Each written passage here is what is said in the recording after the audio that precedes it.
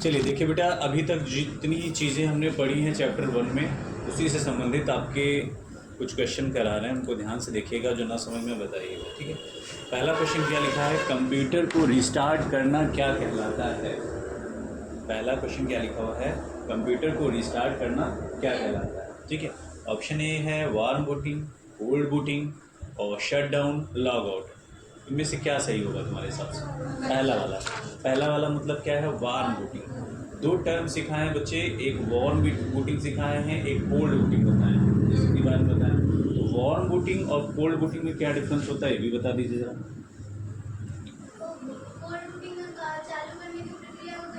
हाँ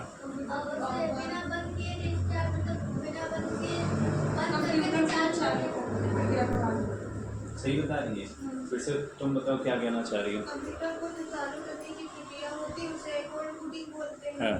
और जो वार्म बूटिंग होती है इसे बंद करके नहीं, कंप्यूटर को बंद किए बिना पुनः चालू करने की प्रक्रिया होगा। जैसे हमारा सिस्टम चल रहा है, इंटरप्शन आ गया, कोई दिक्कत समस्या आ गई, उस कंडीशन में हम कंप्यूटर को रिस्टार्ट जब करते हैं तो उसे क्या बोलेंगे, वार्म बूटिंग बोलेंगे कि कोल्ड बूटिंग बोलेंगे। कोल्ड बूटिंग कब बोलेंगे, स्टार्ट कर रहे होते हैं उस कंडीशन में, उसे हम क्या बोलते हैं, कोल्ड।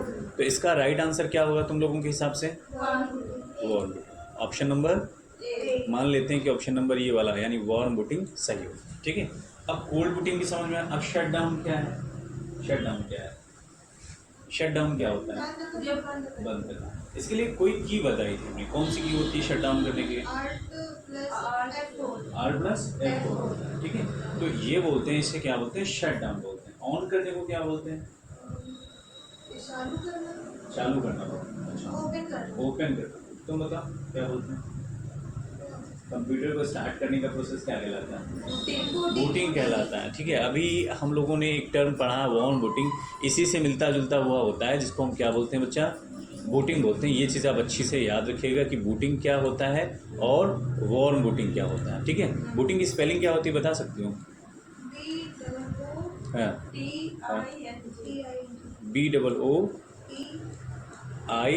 BOOTING है ना, ये चीज़ याद रखिएगा क्या होता है, ठीक है। चलिए अगला सवाल, लॉग आउट क्या होता है, लॉग आउट, फोर्थ ऑप्शन है लॉग आउट। लॉग आउट अच्छा नहीं जानते तो मैं बता देता हूँ, लॉग आउट क्या होता है। याद रखिएगा, मेरे कंप्यूटर में आप जब अपने कंप्यूटर में आप बैठते हैं तो जैसे ही आप कुछ करना चाह रहे होते हैं उस कंडीशन में आपको एक पासवर्ड डालना पड़ता है, ठीक है। आपको सिस्टम के अंदर एक्सेस करने के लिए क्या डालना पड़ता है, पासवर्ड डालना पड़ता है। इस प्रक्रिया को हम बोलते हैं लॉगिन। क्या बोलते हैं बच्चे, लॉगिन। और जब आप सिस्टम से हट के आना चाहते हो, कहीं बाहर जाना चाहते हो थोड़ी समय के लिए, उसे बोलते हैं बच्चे लॉग आउट। क्या बोलते हैं, लॉग आउट। यानी जब लॉग आउट कर दोगे तो और कोई बंदा क्या नहीं कर पाएगा, उसको एक्सेस नहीं कर पाएगा, ठीक है। लॉगिन वो तभी कर पाएगा जब उसका क्या पता हो, उसको आईडी और पासवर्ड पता हो, उसी कंडीशन में उसको क्या कर पाएगा, वो लॉगिन कर पाएगा। तो ये टर्म समझ में आ गया आपको कि नहीं समझ में आ गया, ठीक है। तो मैंने सारे चारों के चारों ऑप्शन तुमको बताया, उनसे संबंधित क्या क्वेश्चन हो सकता है वो मैंने बताया। ठीक, सिर्फ पढ़ना जरूरी नहीं, क्योंकि तुमको क्या देना है, टेस्ट भी देना है। कहाँ पे, हमारे यहाँ नहीं होगा, वो ऑनलाइन ऐसी CBT टेस्ट होगा, और वहाँ पे आपको हर तरह के क्वेश्चन आ सकता है, टॉपिक से संबंधित आएगा, लेकिन हर तरह से क्वेश्चन, ठीक है। यहाँ तो बात समझ में आ गया। चलिए अगले सवाल की तरफ बात करते हैं। अगला सवाल देखिएगा बेटा क्या कह रहा है, माउस में सामान्यतः कितने बटन होते हैं, ठीक है। पहली बात तो हमें ये समझना है बच्चे कि माउस जो होता है, एक्चुअल में माउस होता क्या है, माउस क्या होता है, माउस क्या होता है भाई, बताएं बच्चा, माउस जो है वो क्या है, माउस क्या होता है तुम्हारे हिसाब से बताइए, माउस क्या है, कंप्यूटर का एक पार्ट होता है। कैसा पार्ट होता है, इनपुट पार्ट होता है, ठीक है। ये तुम्हें पता होना चाहिए कि माउस एक डिवाइस है, बट कैसी डिवाइस है, इनपुट डिवाइस है, जिसका इस्तेमाल हम सामान्य तौर पे किस लिए करते हैं, कंप्यूटर को इंस्ट्रक्शन या कमांड देने। सवाल पूछा है सामान्यतः कितने बटन होते हैं, 3। अगर यहाँ 2 3 का भी ऑप्शन आए तो वो भी क्या है, सही है। तो यहाँ 3 के साथ जाएंगे कि 2 या 3 के साथ जाएंगे, 3 के साथ नहीं, दोनों ऑप्शन हमको मिल रहे हैं ना। ऐसी सिचुएशन जब तुम्हारे सामने आएगी वहाँ पे, तो कंफ्यूज नहीं होना है, 2 और 3 दोनों के साथ में। क्यों, ऐसा क्यों, तीन भी होती है दो। क्योंकि अगर उसको काउंट नहीं करेंगे तो दो तो मेन है ना, एक प्राइमरी बटन एक सेकेंडरी बटन। और स्क्रॉल व्हील को सामान्य तौर पर हम कह देते हैं, क्या कह देते हैं, क्या कह देते हैं, स्क्रॉल व्हील को हम सामान्य तौर पर क्या कह देते हैं, टाइटरी बटन ऑफ माउस कह देते हैं। क्या कह देते हैं? अगर उसको ना काउंट करें तब भी कितने मेन बटन कितने होते हैं? दो होते हैं। तो हम किस आंसर के साथ चलेंगे भाई? डी ऑप्शन का। कंडीशन समझ में आ रही है कैसे वहाँ पे पेपर सेटअप करना है आपको? ठीक है, पता चला तुमको दो दिखा या डायरेक्टली तीन दिखा तो तीन कर दिया, ऐसा नहीं करना आपको। ठीक है, चलें आगे की तरफ। बच्चे आपको समझ में आ गया? चलिए अगले सवाल की तरफ बढ़ते हैं। माउस जो होता है उसके जो बटन को जब हम क्लिक करते हैं, माउस के बटन को जब हम क्या करते हैं बच्चा, क्लिक करते हैं, तो उसे क्लिक करने को क्या बोलते हैं जानते हैं? माउस के बटन को जो क्लिक करते हैं, ठीक है, तो उसे क्या बोलते हैं? बटन दबाने को क्या बोलते हैं? माउस के बटन दबाने को क्या बोलते हैं? क्या बोलते हैं बच्चा? क्लिक बोलते हैं। क्या बोलते हैं? क्लिक बोलते हैं। लेकिन क्लिक जो होते हैं कितने तरह के होते हैं? दो तरह के होते हैं। कौन कौन से होते हैं? सिंगल क्लिक होता है और दूसरा कौन सा होता है? डबल क्लिक होता है। ठीक है, तो सिंगल क्लिक का क्या यूज होता है? सिंगल क्लिक में फाइल फोल्डर को एक बार ही क्लिक करते हैं उसे सेलेक्ट करने के लिए, और डबल क्लिक में फाइल फोल्डर को ओपन करने के लिए। सिंगल क्लिक से क्या होता है? फाइल या फोल्डर हमारा जो होता है वो सेलेक्ट होता है, और डबल क्लिक करने से क्या होता है? ओपन। बस समझ आ गई कि नहीं आ गई? ये चीज़ याद रखेंगे आप। अगला सवाल देख लेते हैं। अगला क्वेश्चन बेटा ये है पीएनजी। पहले तो इस क्वेश्चन को नोट डाउन कर लीजिए आप। पीएनजी का पूरा नाम क्या होता है? पीएनजी जानते हैं क्या होता है? नहीं जानते हैं तो नोट कर लीजिए पीएनजी। इसका पीएनजी का पूरा नाम पूछा गया है कि पीएनजी का ना पूरा नाम क्या होता है, वो आपको राइट डाउन करना है। इसका पूरा नाम जो है वो राइट डाउन करिएगा बच्चे और लिखिएगा। इसका राइट आंसर जो होगा वो होगा फर्स्ट ऑप्शन। क्या होगा? First option, portable network graphics. Portable network graphics लिखिए, लिख लिया बेटा? Portable network graphics.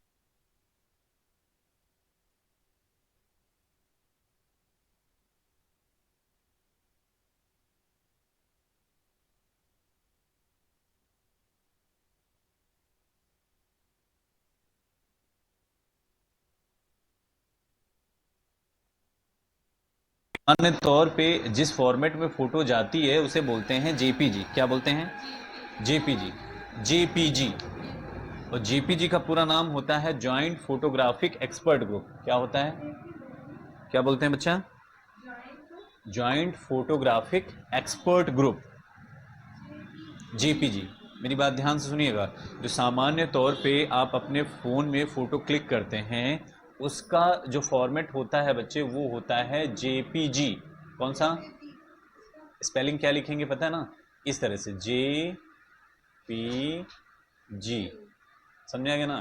तो ये जो जेपीजी होता है ये सामान्य तौर पे हमारे फ़ोन के द्वारा जो फ़ोटो क्लिक होती हैं उनका फॉर्मेट होता है।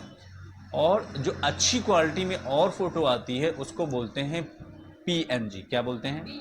ठीक है, तो इसका पहला ऑप्शन जो है पोर्टेबल नेटवर्क ग्राफिक्स, वो आपको पूरा नोट करना है। इसका पूरा नाम क्या होगा? जेपीजी का होता है जॉइंट फोटोग्राफिक एक्सपर्ट ग्रुप। क्या होता है बच्चे? Joint photographic expert group. Joint photographic expert group. ठीक है, और जेपीजी का क्या होता है? सॉरी, पीएनजी का क्या होता है? Portable network graphics. याद रखिएगा। ठीक है, तो ये दोनों क्या होते हैं बच्चे? फॉर्मेट होते हैं, पिक्चर के फॉर्मेट होते हैं। किसके फॉर्मेट होते हैं?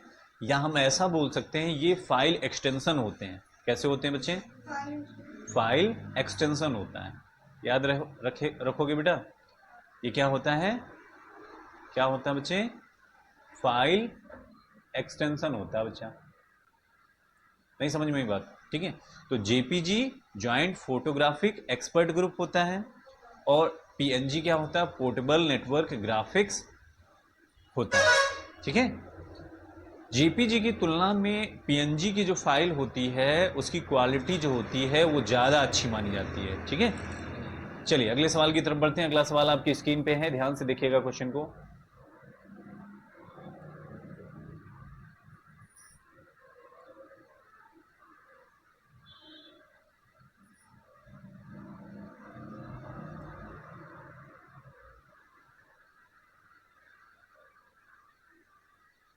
अगला क्वेश्चन है आपकी स्क्रीन पे।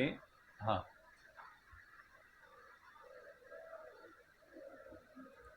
चलिए देखें, 1 MB is equivalent how many KB।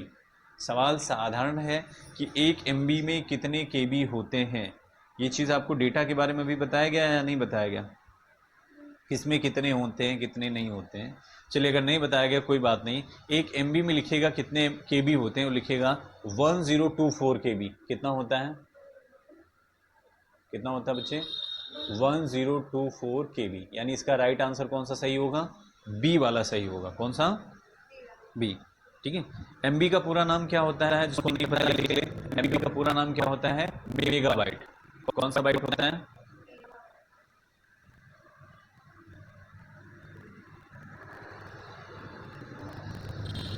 लिखा, क्या लिखा बच्चे, हाँ। अगला क्वेश्चन ध्यान से देखिएगा, यहाँ कुछ राइट करने में कुछ मिसप्रिंट हो गया है। यहाँ लिखा है स्क्रीन पर बल्कि करने वाला चिन्ह कहलाता है, बल्कि इसका जो क्वेश्चन होना चाहिए कुछ इस तरह से होना चाहिए, स्क्रीन पर ब्लिंक करने वाला चिन्ह क्या कहलाता है। ब्लिंक करना जानते हो, जैसे पलके आप झपकाते हैं, ऐसे स्क्रीन पे ब्लिंकिंग होती है। क्या होती है, एक फ्लैशिकल वर्टिकल लाइन जो होती है वो ब्लिंक करती रहती है। बताओ बेटा क्या बोलते हैं, एरो कभी ब्लिंक करता है, कभी देखा है, क्या होता है, कर्सर होता है। मैंने कई बार आप लोगों को बताया है, फ्लैशिंग वर्टिकल लाइन होती है जो क्या करती है, ब्लिंक होती है, उसी को हम क्या बोलते हैं, कर्सर बोलते हैं। सवाल में से समझ में आ गया होगा, स्क्रीन पर जो ब्लिंक करने वाला चिन्ह होता है उसे क्या बोलेंगे, कर्सर बोलेंगे। ठीक है, तो इसका राइट आंसर क्या होगा बच्चे, यानी बी हो जाएगा, कर्सर हो जाएगा।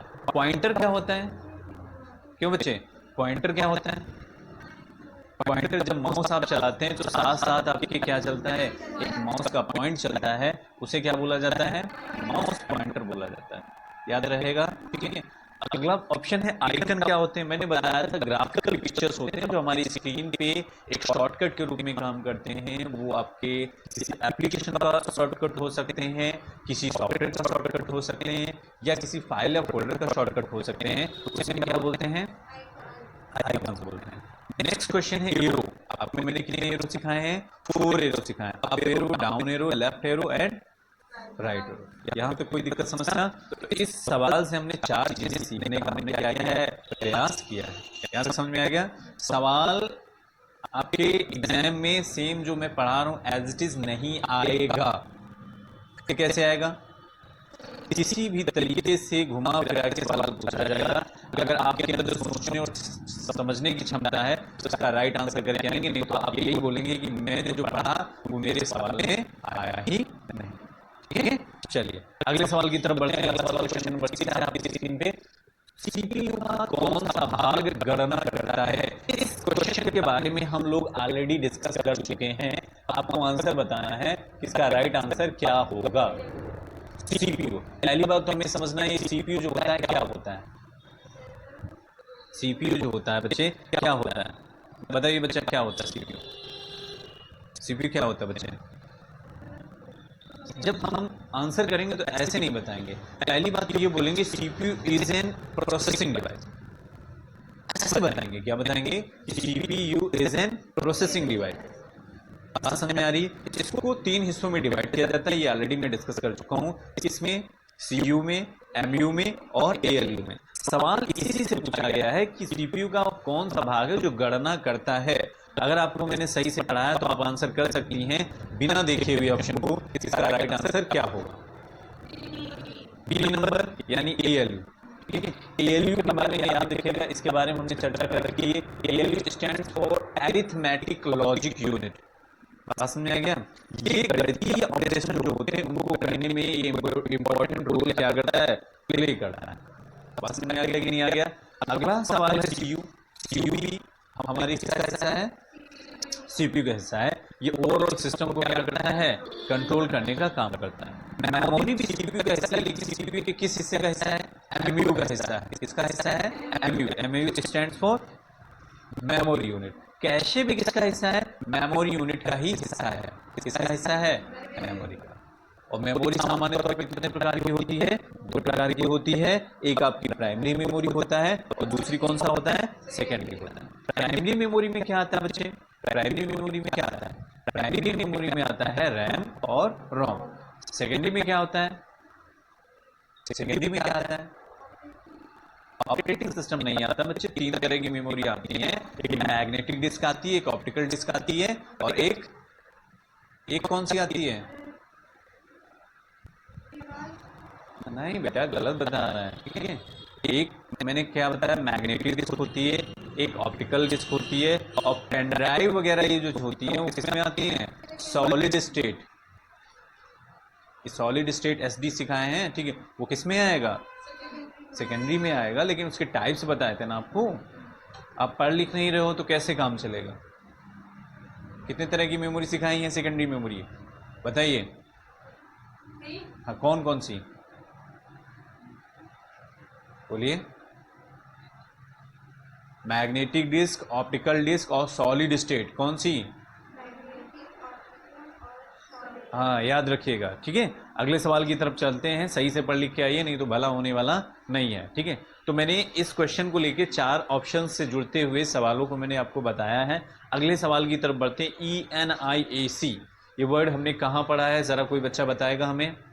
इस वर्ड को हमने कहाँ पढ़ रखा है भाई, हिस्ट्री ऑफ कंप्यूटर में पढ़ रखा है। और इसके बारे में हमने ये भी चर्चा कर रखी है कि ये जो कंप्यूटर होता है, कौन सा, ENIAC, ठीक है। तो ये सामान्य तौर पे दुनिया के जितने भी कंप्यूटर्स हैं उनमें पहला जो डिजिटल कंप्यूटर था, उसके लिए इसको इम्पोर्टेंस दिया जाता है। तो यहाँ आंसर कई सारे हैं। पहला कंप्यूटर है, सुपर कंप्यूटर है, माइक्रो कंप्यूटर है, नन है।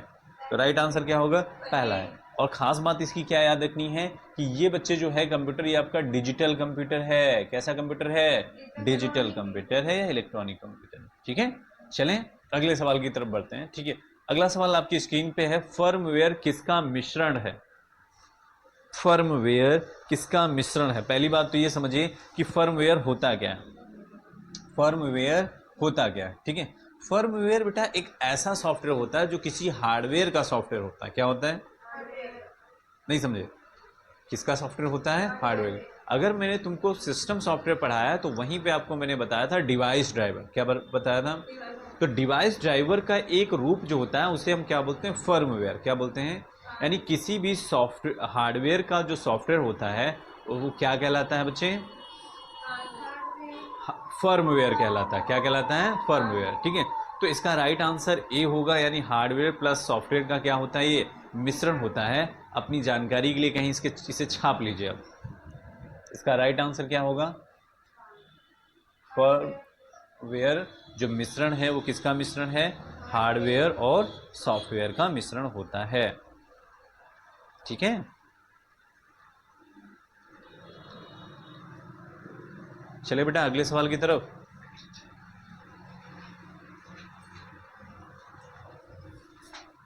यहां तक समझ में आ गया, ठीक है। और कंप्यूटर के दो ही कंपोनेंट्स होते हैं, एक हार्डवेयर होता है बच्चे, एक क्या होता है, सॉफ्टवेयर होता है। एक क्या होता है, हार्डवेयर होता है, एक क्या होता है बच्चे, सॉफ्टवेयर होता है, ठीक है। अगले सवाल को ध्यान से देखते हैं। अगला सवाल क्या कह रहा है, ठीक है। अगला सवाल बोल रहा है 5th जनरेशन में क्या उपयोग हुआ है। 5th जनरेशन, मैंने आपको कंप्यूटर के बारे में जब पढ़ाया और लिखाया है तो उसके बारे में मैंने समझाया आपको कि कंप्यूटर जो होता है सामान्य तौर पे उसको जब क्लासीफाई करते हैं तो 5 जनरेशन में क्या करते हैं, उसको क्लासीफाई करते हैं। तो आप इस ऑप्शंस को देख के आंसर करिए कि इसका राइट आंसर क्या होगा ना, VLSI, ठीक है। और VLSI 5th जनरेशन में, ठीक है, SLSI, ठीक है। और कोई कुछ बताना चाहेगा, और कोई बच्चा कुछ बताना चाहेगा, हाँ बताइए बेटा क्या राइट आंसर होगा, सी ऑप्शन होगा। सी ऑप्शन पढ़ाया गया आपको, बी ही होगा। तो बेटा अगर तुम्हारी जानकारी के लिए थोड़ा सा हम प्रकाश डालें तो बी नहीं होगा, क्योंकि फोर्थ जनरेशन में आपको फोर्थ जनरेशन में VLSI पढ़ाया गया है। किसमें पढ़ाया गया है? फिफ्थ में आपको पढ़ाया गया SLSI। क्या? उसी को हम ULSI भी बोलते हैं। क्या बोलते हैं?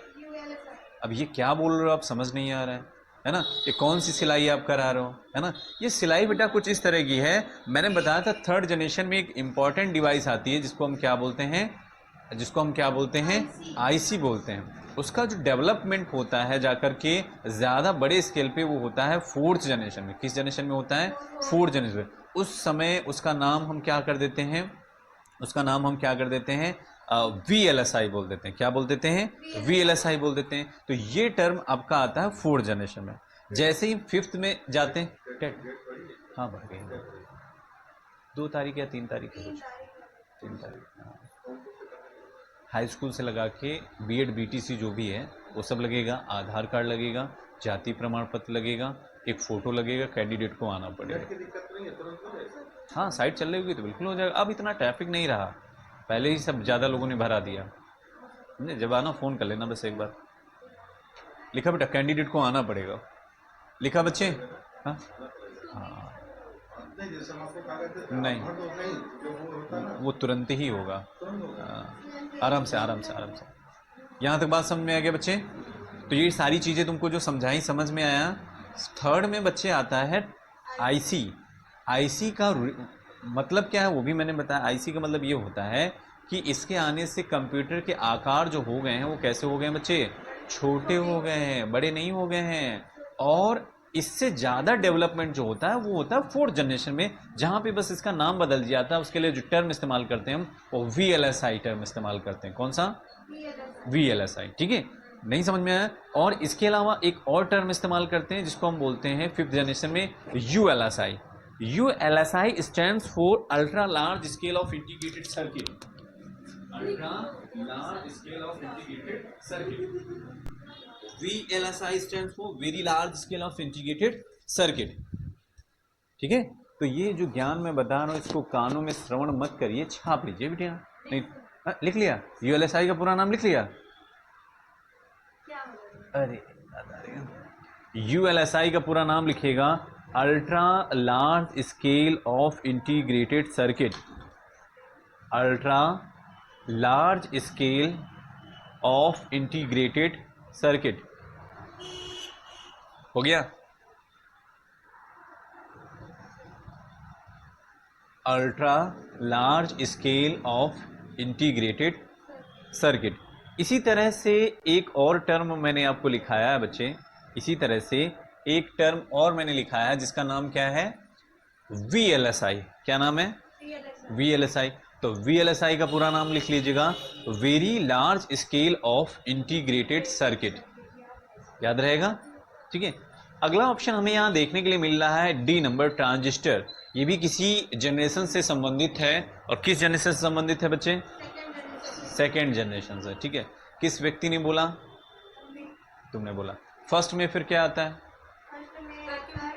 सही पकड़े हैं। ठीक है, वैक्यूम ट्यूब जो होता है फर्स्ट जनरेशन में होता है। सेकेंड में क्या होता है? ट्रांजिस्टर होता है। सवाल ऐसे ही बनेंगे, बट फिफ्थ जनरेशन के अकॉर्डिंग राइट आंसर हमारे पास क्या देखने के लिए हमें मिला बच्चा? C मिला है। ठीक है, तो ये चीज़ याद रखिएगा कि इसका राइट आंसर C होगा। ठीक है, तो फिफ्थ जनरेशन हो गया ये, और हमारा इसका राइट आंसर होगा ULSI, ultra large scale of integrated circuits. ठीक है, चलें अगले सवाल की तरफ। अच्छा, अगले सवाल की तरफ बढ़ते हैं। तो क्वेश्चन नंबर 10 आपकी स्क्रीन पे दिखाई देगा। राइट क्लिक का क्या उपयोग होता है? जस्ट थोड़ी देर पहले हम लोगों ने डिस्कस किया, when we press any button of mouse is called click. There are mainly 2 types of clicks are single click and right click. तो यहाँ पे सिंपल सी बात पूछिए, राइट क्लिक का यूज क्या होता है? तो क्या यूज होता है बच्चे राइट क्लिक का? तो यहां हम किस ऑप्शन को चूज करेंगे? यहां हम किस ऑप्शन को चूज करेंगे बताएं बेटा? यहां पर हम किस ऑप्शन को चूज करेंगे, आप हमें ये बताएं बेटा।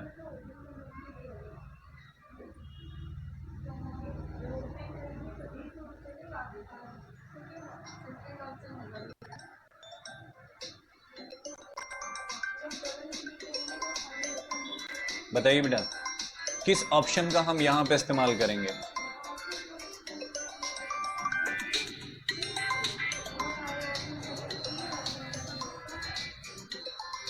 बोले बेटा, किस ऑप्शन का इस्तेमाल करेंगे? कौन सा? ए नंबर, यानी कि सेलेक्ट करने के लिए। ठीक है, याद रखिएगा बेटा, सेलेक्ट करने के लिए इसका इस्तेमाल करेंगे। और कोई बच्चा कहना चाहेगा? सेलेक्ट करने के लिए सिंगल क्लिक का इस्तेमाल करते हैं। ठीक है, ओपन भी नहीं होता है, डबल क्लिक से क्या होता है? ये चीज मैंने आपको सही से बताया था, सी नंबर होगा प्रॉपर्टीज के लिए। या फिर ऑप्शंस अगर याद हो, मैंने बताया था ऑप्शंस अगर चाहिए हो या फाइल की प्रॉपर्टीज चेक करनी हो, उस कंडीशन में हम इस बटन का क्या करते हैं? इस्तेमाल करते हैं। अगर इस तरह से वहां पे छोटी सी गलती कराओगी तो कुछ हो नहीं सकता है बेटा फिर आपका, समझ रहे हैं? ये गलती छोटी सी जो है ये आपके लिए क्या हो जाएगी? नुकसानदेह हो जाएगी। चलें अगले सवाल की तरफ। यहां तक समझ में आ गया? चलिए अगले सवाल की तरफ बढ़ते हैं बेटा। ठीक है, अगला सवाल देखिएगा, यूएसबी का स्ट्रक्चर फॉलो करता है। यूएसबी जानते हैं क्या होता है? नहीं जानते? डेटा केबल देखा है आपने, मोबाइल का डेटा केबल। ठीक है, तो उस डेटा केबल को ही हम क्या बोलते हैं? यूएसबी बोलते हैं। और यूएसबी का स्ट्रक्चर पूछ रहा है किस तरह से होता है। यहाँ पे कुछ मिस प्रिंट है, उसके चक्कर मत पड़िएगा। यूएसबी का इसने क्या पूछा है? स्ट्रक्चर क्या होता है। ठीक है, तो याद रखिएगा, इसको लिख लीजिएगा अपने हिसाब से कहीं। इसका स्ट्रक्चर ट्री जैसा होता है। किसके जैसा होता है? आज अपना डेटा केबल उठा के देखिएगा जाके, कौन सा केबल? डेटा केबल उठा के देखिए जाके, उसमें उसका स्ट्रक्चर जो दिखेगा ट्री जैसा दिखेगा। ठीक है, यानी पहले रूट होती है, फिर उसकी ब्रांचेस फैली होती हैं। ठीक है, वो चीज आप देखिएगा जाके।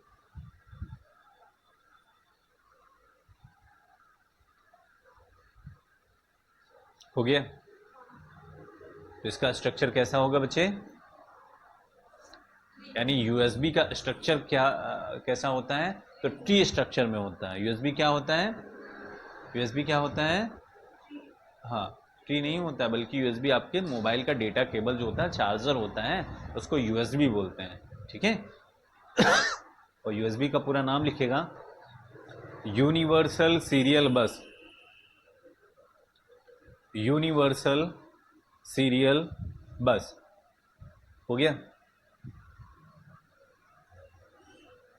क्या लिखिएगा बच्चे? यूनिवर्सल सीरियल बस।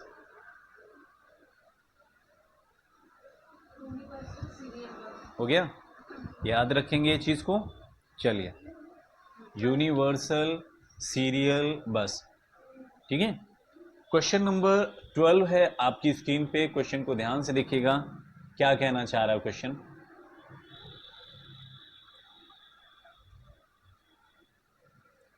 देखिएगा, स्पैम क्या है? क्वेश्चन क्या पूछ रहा है बच्चे? स्पैम, स्पैम क्या है? सवाल क्या पूछा गया है कि स्पैम क्या है? स्पैम कभी वर्ड सुना है? आपका ईमेल वगैरह इस्तेमाल जब करते होंगे, या आजकल जब आपके पास कई सारे फोन आते हैं तो उसमें देखा होगा स्पैम लिख के आता है। कभी गौर किया है? जो बार बार कॉलें आती हैं, कस्टमर को परेशान करती हैं, उन कॉल्स में लिख के आता है स्पैम कॉल्स। कौन सी कॉल्स? तो क्योंकि हम क्या पढ़ रहे हैं बच्चे? हम पढ़ रहे हैं कंप्यूटर। क्या पढ़ रहे हैं? तो कंप्यूटर में स्पैम का क्या अर्थ होता है वो यहाँ पे हमें सीखना है। ठीक है, हमें क्या सीखना है? कंप्यूटर में स्पैम का अर्थ क्या होता है। तो एक वायरस होता है, या जंक मेल होता है, या सॉफ्टवेयर होता है, या हार्डवेयर होता है, वो चीज आपको आंसर करना है। ठीक है, तो ये होते हैं जंक मेल। कौन से मेल होते हैं? Junk mail. इसमें लिखेगा जंक मेल। स्पैम क्या है? क्या होता है स्पैम? जंक मेल होता है। ठीक है, और इसका राइट आंसर क्या होगा? बी।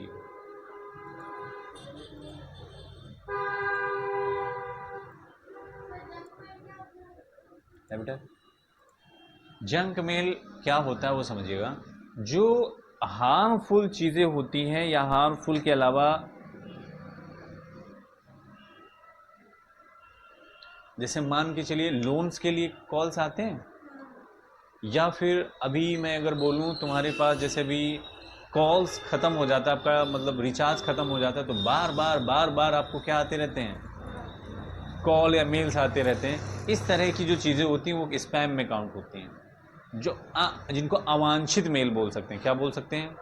यानी हम जो ना भी चाहें वो भी आ जाएं, उसे हम क्या बोलते हैं? स्पैम बोलते हैं। क्या बोलते हैं?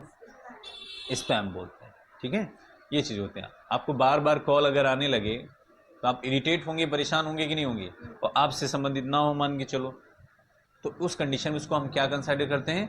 स्पैम कंसाइडर करते हैं। आप अपने जीमेल में जाइएगा, वहाँ भी देखिएगा आपको जो फोल्डर मिलेगा, स्पैम नाम का एक फोल्डर देखने के लिए मिलता है। ठीक है, चलें आगे की तरफ, अगले सवाल को देख लेते हैं। अगला सवाल आपकी स्क्रीन में है, इनमें से आउटपुट डिवाइस नहीं है। अच्छा, ये तो याद रहे ना, सॉफ्टवेयर क्या होता है, हार्डवेयर क्या होता है, ये भी बताना पड़ेगा मुझे। ठीक है, हाँ, ये चीज़ याद रखिएगा, हार्डवेयर क्या होता है, सॉफ्टवेयर क्या होते हैं। अब पूछा गया है इनमें से आउटपुट डिवाइस नहीं है, इनमें से आउटपुट डिवाइस नहीं है। ठीक है, तो इनमें से कौन सा आउटपुट डिवाइस नहीं है? इनमें से कौन सा आउटपुट डिवाइस नहीं है? तो आंसर क्या बताएंगे आप, क्या आंसर करेंगे? इनमें से आउटपुट डिवाइस कौन सा नहीं है भाई? मॉनिटर आउटपुट डिवाइस है या नहीं है? मॉनिटर आउटपुट डिवाइस है या नहीं है? है, ठीक है। प्रिंटर है या नहीं है? स्पीकर है या नहीं है? तो फिर क्या नहीं है? कैमरा आपको मैंने जब पढ़ाया तो मैंने इसको किस कैटेगरी में रखा था? इनपुट डिवाइस की कैटेगरी में रखा था। डिजिटल कैमरा था, वेब कैमरा था, ये कई सारे तरह के क्या बताए थे मैंने आपको? कैमरास बताए थे। ठीक है, याद रखोगे। चलें आगे की तरफ, अगला सवाल देखिएगा। यहाँ इसमें कोई डाउट है? समझ में आ रही चीजें? चलिए अगले सवाल की तरफ देखते हैं। अगला सवाल क्या है? स्कैनर क्या है? सवाल क्या पूछा गया है? स्कैनर क्या होगा? इसमें से इनपुट डिवाइस होगा, बखूबी आपको बताया है स्कैनर जो होता है क्या वो होता है इसका, और ये किस पर्पस के लिए इसका इस्तेमाल करते हो, ये कैसी डिवाइस है? Input device. ठीक है, आप स्कैनर क्या करता है बताएंगे? स्कैनर, हाँ, हमारे हार्ड कॉपी को किसी में डिजिटल कॉपी या सॉफ्ट कॉपी में कन्वर्ट करने का, and after that we can manipulate it. हम इसको क्या कर सकते हैं? अपनी जरूरत के हिसाब से उसमें बदलाव भी ला सकते हैं, और उसको जब चाहें उसको एज इट इज वैसे भी प्रिंट करके दे सकते हैं। ठीक है, यहाँ तक समझ में आ गया? चलें आगे की तरफ। मैंने बताया था आजकल जो प्रिंटर आ रहे हैं वो कॉम्बो में आ रहे हैं, या फिर हम बोल सकते हैं बेटा किस में आ रहे हैं? इस तरह से आ रहे हैं कि वो उसमें स्कैनर प्रिंटर जो होता है वो सारी चीजें साथ में इनबिल्ट होकर आती हैं। कैसे आती है?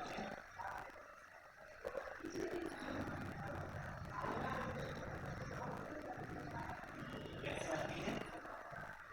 क्यों बच्चा, कैसे आती है? इनबिल्ट कॉम्बो फॉर्म में आता है। कॉम्बो मतलब यानी आपको स्कैनर उसी में देखने के लिए मिलेगा और प्रिंटर भी उसी में देखने के लिए मिलेगा। नहीं समझे? जैसे मेरे केस में अगर इसकी मैं बात करूं तो इसमें प्रिंटर भी लगा हुआ है और क्या लगा हुआ है? स्कैनर भी लगा हुआ है। ठीक है, तो ये इनपुट आउटपुट दोनों कैटेगरी में आ जाता है। अगले सवाल की तरफ बढ़ते हैं। क्वेश्चन नंबर 15 है, इंकजेट प्रिंटर में कितने बेसिक रंग होते हैं? क्वेश्चन नंबर 15, इसमें बेटा हमारे पास जो आप देख रहे हैं इसमें कितने रंग होते हैं? 1 2 3 4। एक नॉर्मल तो ब्लैक होता ही है, क्या होता है? तो इस इंकजेट प्रिंटर में कितने बेसिक रंग होते हैं? ठीक है, ये जानते हैं हमारा कौन सा प्रिंटर है? ये इंक टैंक प्रिंटर कहलाता है। कौन सा प्रिंटर कहलाता है?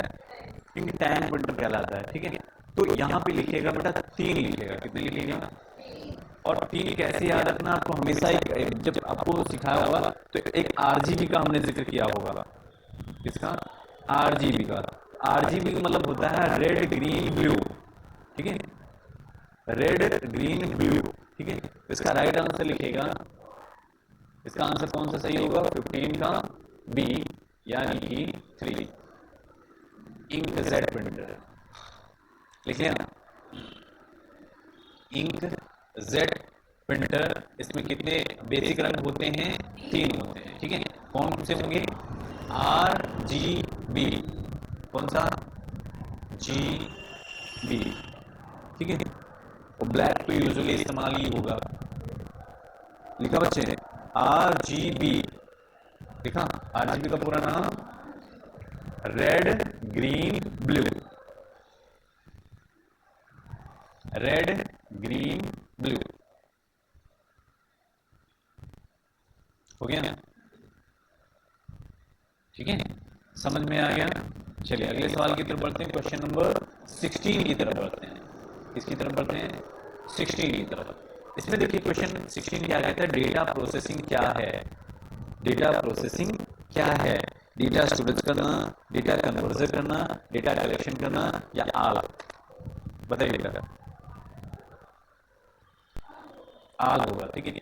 ऐसी सिचुएशन जब आएगी तो उसमें मान के चलिएगा 80% हमको आल के साथ ही जाना है, लेकिन सभी में आल के साथ जाए ये जरूरी नहीं है। तो आपको वहां स्वविवेक से अपने दिमाग का इस्तेमाल करना है, उस कंडीशन में आपको आगे बढ़ना है, ठीक है। तो इसमें लिखिएगा बेटा, इसका राइट आंसर लिखिएगा डेटा प्रोसेसिंग क्या है, इसका मतलब क्या है, ये सारे के सारे आंसर सही है, ठीक है। चलिए अगले सवाल की तरफ बढ़ते हैं, हो गया। अगला सवाल देखिए IBM। अगला सवाल क्या है बच्चे? IBM, ठीक है। इस IBM की जब हम बात करते हैं, किसकी बात करते हैं? IBM। तो IBM एक समय का दिग्गज बादशाह था, जिस तरह से गूगल चल रहा ना हर चीज में, टेक्नोलॉजी में, ऐसी IBM नाम का एक कंपनी था जो कंप्यूटर बनाने के लिए प्रसिद्ध था। किस लिए प्रसिद्ध था? उसके द्वारा कंप्यूटर बनाए जाते थे, उसका सिक्का जैसा चला करता था। IBM को पूरा नाम लिख लीजिएगा, इंटरनेशनल बिजनेस मशीन। इसका आंसर होगा इंटरनेशनल बिजनेस मशीन।